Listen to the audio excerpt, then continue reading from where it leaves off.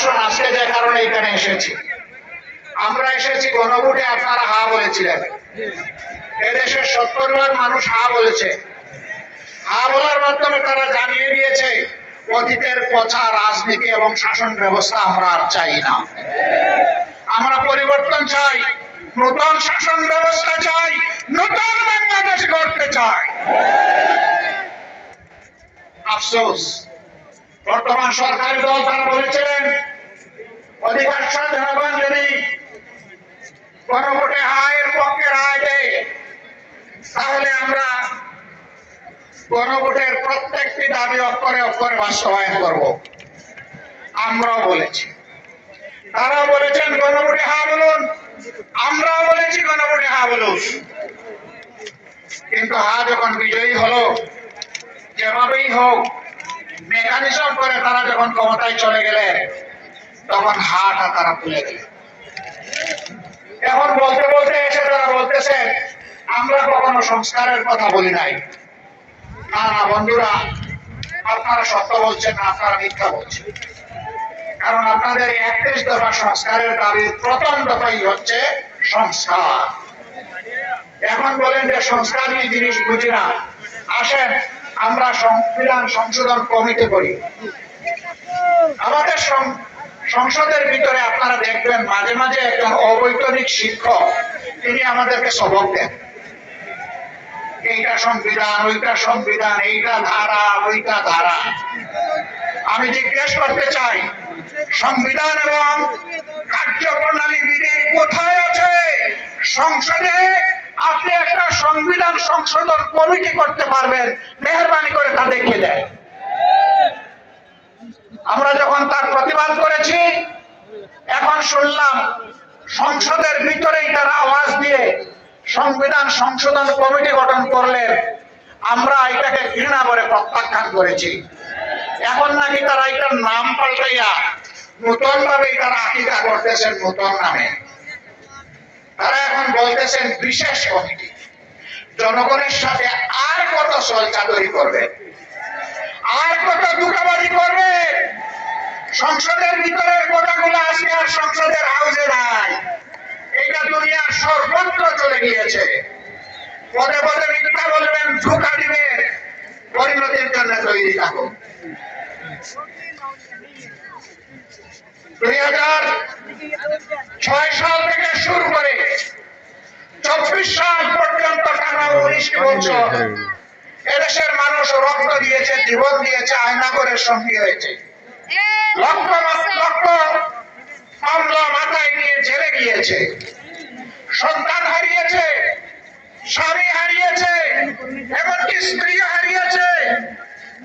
কিন্তু মানুষ ফ্যাসিবাদের কাছে মাথা নত করে নাই। সেই ফ্যাসিবাদকে বাংলাদেশ থেকে তুড়ি মেরে তাড়িয়ে দিয়েছে। আপনারা হাজার চেষ্টা করলে ওই ফ্যাসিবাদে আওয়ামী লীগ হতে পারবেন না। আপনারা দামি ফ্যাসিবাদ হতে পারবেন। আসল ফ্যাসিবাদকে এই জনগণ পাত্তা দেয় নাই, দামি ফ্যাসিবাদ আবার কিসে?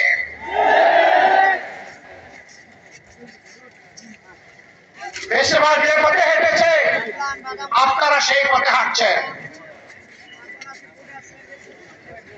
ফ্যাসিবাদের হাসপাতের একটারও পরিবর্তন আনেন নাই। 133টা অর্ডিন্যান্স জারি করা হয়েছিল। যে অর্ডিন্যান্স গুলো ফ্যাসিবাদের জন্ম দিয়েছিল তার সবগুলো বিএনপি রেখে দিয়েছে। এটা জাতির সাথে বিশ্বাসঘাতকতা। তারা বলে সুন্দর করে আমরা আরো ভালো করে এগুলা নিয়ে আসবো। এ পর্যন্ত 6 মাস চলে যাচ্ছে, কই ভালো করে তো একটা আনতে পারলেন না।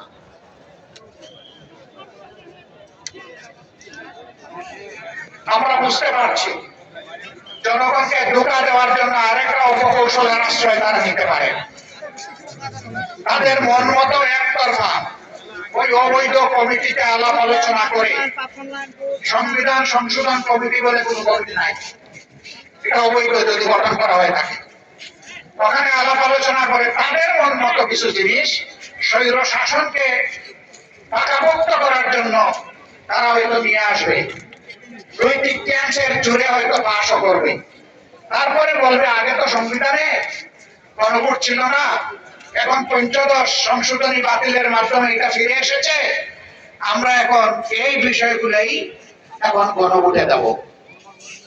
এরকম কোন ভাওতাবাজি যদি করা হয়, অগ্রিম বলে রাখছি, এই জাতি আপনাদেরকে ছেড়ে কথা বলবে না। সাবধান, ঢোকার পথে পা বাড়াবেন না।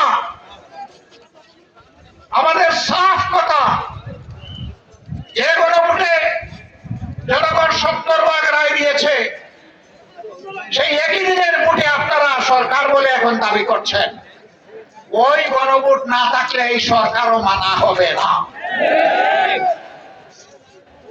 ওই গণভোট যদি ব্যর্থ হয়, সরকারকেও ব্যর্থ করে দেওয়া হবে।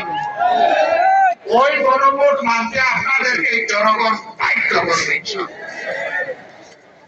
আপনারা 91 সালের পরে ক্ষমতা এসে বুঝেন নাই কাকে কেয়ারটেকার সরকার বলে। শেষ পর্যন্ত বুঝেছেন ঠিকই। আমরা বলবো জাতির ক্ষতি করে বুঝবেন না, এখনই বুঝুন। আমরা রাজপথে এইভাবে থাকতে চাই না। আমরা সবাই মিলে দেশ গড়ার কাজে অংশগ্রহণ করতে চাই। কিন্তু আপনারা যেভাবে ধাক্কায় ধাক্কায় আমাদেরকে রাজপথের দিকে দিচ্ছেন, রাজপথ জ্বলে উঠলে সেই আগুনে অনেক কিছু পুড়ে ছারখার হয়ে যাবে। 24-এর একটা চমৎকার স্লোগান ছিল আমাদের সন্তানদের, লেগেছে রে লেগেছে, রক্তে আগুন লেগেছে, রক্তে আগুন ধরাবেন না। এই প্রজন্মের আর পরীক্ষা নেবেন না। এরা পরীক্ষিত, এরা বিজয়ী, এরা বীর। এই জুলাইকেও ধামা চাপা দেওয়ার জন্য কত কষ্ট। এইটা ওইটা 71 সাল অবশ্যই এটি আমাদের গর্বের, এটি আমাদের ইতিহাসের সোনালী অংশ। 24 সালকে দিয়ে 71 থাকতে হবে কেন? 71 থাকবে 71 মর্যাদায়, 24 থাকবে তার মর্যাদা। এই 24 আমরা হারিয়ে যেতে দেবো না ইনশাআল্লাহ। 24-এর বীরদেরকে যথাযথ রাষ্ট্রীয় সম্মানে সম্মানিত করতে হবে। সে শহীদ হোক আর গাজী হোক, 24 নিয়ে কোনো অবহেলায় জাতি বরদাস্ত করবে না। 24-এর ঐতিহ্য নিয়ে গড়ে ওঠা জুলাই স্মৃতি জাদুঘর, এটাও ভুলিয়ে দেওয়ার চেষ্টা করা হচ্ছিল আপনাদের দাবি এবং সংসদের বিরোধী দলের দাবির কারণে। ওয়াদা করা হয়েছে আগামী 5 তারিখ খুলে দেওয়া হবে। আমরা কিন্তু এটা আগেই ভিজিট করে এসেছি। সেই ভিজিটে নাহিদ ইসলামও ছিলেন, আমিও ছিলাম, আর ওই সংসদের অবৈতনিক শিক্ষকও ছিলেন। আমরা যদি আবার গিয়ে দেখি এর মধ্যে কোনো পরিবর্তন আনা হয়েছে, আমরা আবার গর্জন করব। আমরা চুপ থাকবো না, তার প্রতিবাদ করব।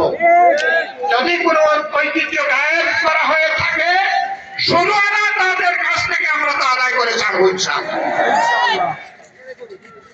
সম্মানিত ভাইরা, আমাদের সাফ কথা, গণভোটের গণরায় মানতেই হবে। যারা জনগণের ভোট মানে না, এরা গণতন্ত্র মানে না, এরা গণতন্ত্রের শত্রু। আমরা চাই না এই সরকারকে আমরা গণতন্ত্রের শত্রু বলি। দেরিতে হলে আমরা অনুরোধ করবো, ফিরে আসুন, ফিরে আসুন। জনগণের রায়ের প্রতি আপনারা সম্মান প্রদর্শন করুন। বিরোধী দলের আসনগুলোতে বৈষম্য করা হচ্ছে। বৈষম্যের জন্য জুলাই হয়নি, বৈষম্যের কবর রচনা করার জন্য জুলাই হয়েছিল। সংসদে আমরা তার প্রতিবাদ করেছি। এই বৈষম্য আমরা মেনে নেব না, তার বিরুদ্ধে আমরা জ্বলে উঠবো ইনশাআল্লাহ। সময় থাকতে সাবধান হয়ে যান, সংশোধন হয়ে যান, মানুষের ম্যান্ডেটের প্রতি সম্মান প্রদর্শন করুন। দ্রব্যমূল্যের যাতা করে জনগণ পৃষ্ঠ। গ্যাসের দাম বাড়ানো হয়েছে, তেলের দাম বাড়ানো হয়েছে, বিদ্যুতের দাম বাড়ানো হয়েছে। এক একটা পরিবারের উপর 5-7 হাজার টাকার ট্যাক্স বাড়িয়ে দেওয়া হয়েছে। আপনি ফ্যামিলি কার্ডে কিভাবে বুঝাবেন? ফ্যামিলি কার্ডে দিলেন 2,500, দাম বাড়িয়েছেন 5,000।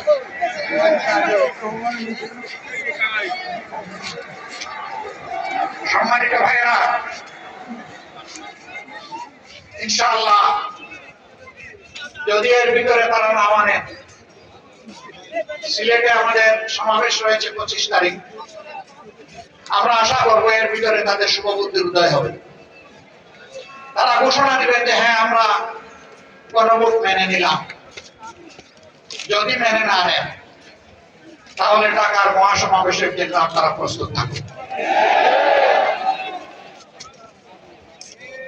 হাতে ছিড়া মুড়ি নিয়ে আপনারা রওনা করতে পারবেন তো ইনশাআল্লাহ? আমরা কোনো বিরানি দিতে পারবো না। আমরা ইনশাআল্লাহ যদি কিছুই না থাকে রোজা রাখবো, আর না হয় একটুখানি চিড়া আর সামান্য একটু গুড় নিয়ে আমরা রওনা করবো ইনশাআল্লাহ। এর শক্তি অ্যাটম বোমার চাইতেও শক্তিশালী। আপনারা রাজি? তৈরি? প্রস্তুত? যে কোনো মূল্যে নিজের অধিকার আদায়ের জন্য লড়বেন ইনশাআল্লাহ। লড়াই পিছন ভাগে নয়, এই নেতৃবৃন্দ সবাই অগ্রভাগে থাকবেন ইনশাআল্লাহ। আল্লাহ হাফিজ। বাংলাদেশ জিন্দাবাদ। 11 দলীয় ঐক্য জিন্দাবাদ। ফ্যাসিবাদ নিপাত যাক।